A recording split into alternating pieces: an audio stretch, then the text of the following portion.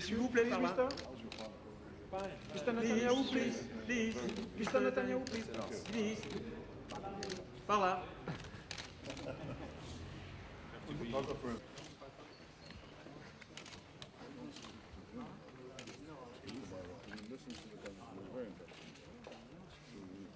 Il est là.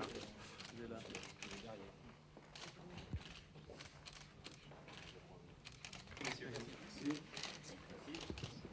S'il vous plaît. Israel wants to get to a place called peace. When we had an Arab leader like Anwar Sadat of Egypt or the late King Hussein of Jordan, and they wanted to get to peace, we made peace with them, and we're willing to make important concessions to that effect. Whereas Israel wants to get to that place called peace, the other party, the case of Arafat's regime, does not want to get towards peace.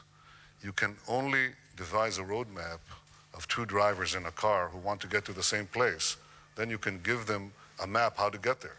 But if one side, Israel, wants to get to peace and the other side wants to get to the opposite of peace, indeed to the goal of eliminating the state of Israel, then no roadmap will suffice.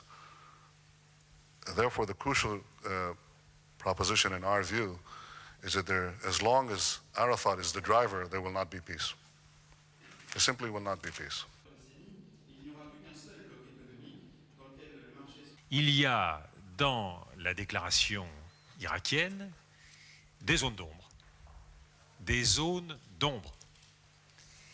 Et nous faisons confiance au président de la commission de contrôle, M. Hans Blix, au directeur de l'Agence internationale de l'énergie atomique pour éclaircir ces zones d'ombre, pour vérifier les informations qui sont dedans et pour avancer dans la voie qui guide la diplomatie française, comme d'ailleurs la communauté mondiale, le désarmement de l'Irak.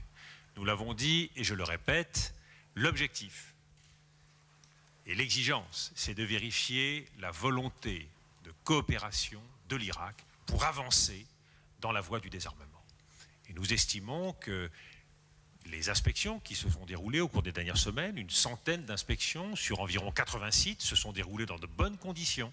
Il est essentiel que cette tâche puisse se poursuivre, que le travail de la communauté internationale puisse être mené à bien. S'il devait y avoir des manquements graves, des difficultés sur la route, vous connaissez alors la procédure telle qu'elle a été définie par la résolution 1441. Le Conseil de sécurité, sur la base du rapport de M. Blix, devrait être saisi, examiner l'ensemble des options, y compris, bien sûr, le recours à la force. Vous voyez bien que la France, de ce point de vue-là, a une position claire et assumera à chaque étape toutes ses responsabilités.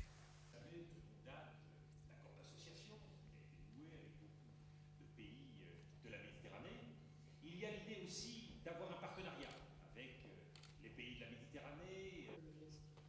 Si ce n'est pas question de la fête. Je voudrais évoquer un tout dernier point qui a été évoqué au cours de nos entretiens.